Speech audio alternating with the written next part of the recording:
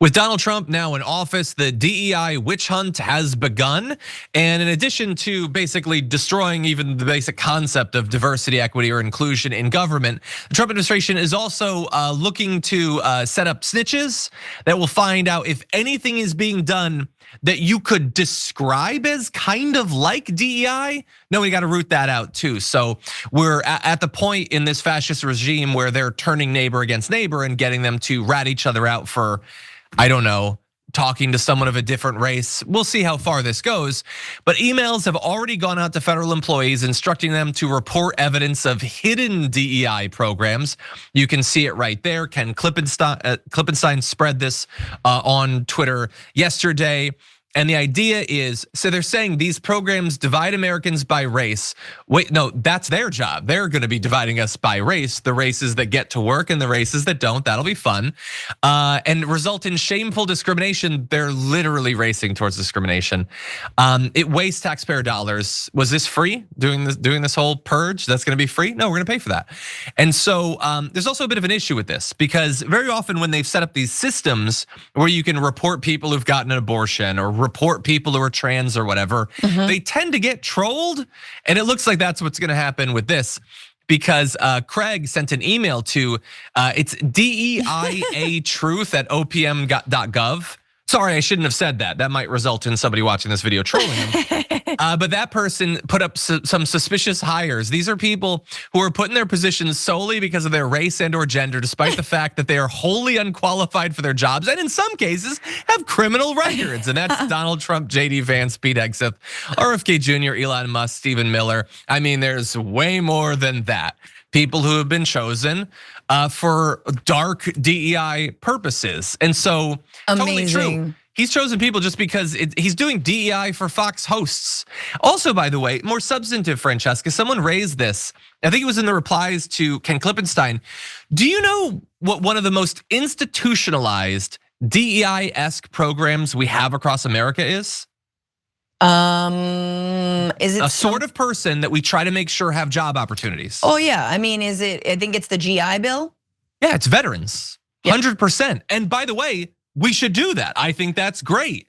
But we do, we say purely because in the past you were in the military, even if that has nothing to do with the job, we're gonna incentivize people to hire you.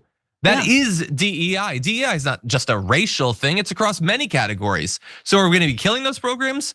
Obviously we're not, but you could be reporting that to this stupid hotline if you wanted to.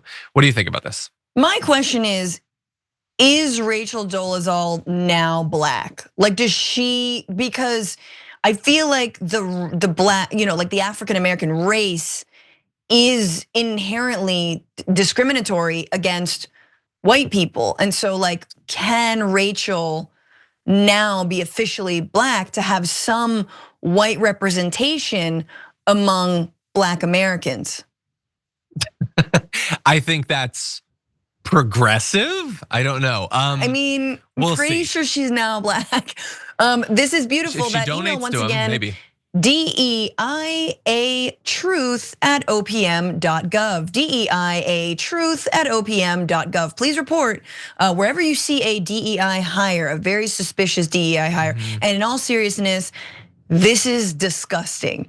And everyone who is left of center or even a centrist should be absolutely outraged.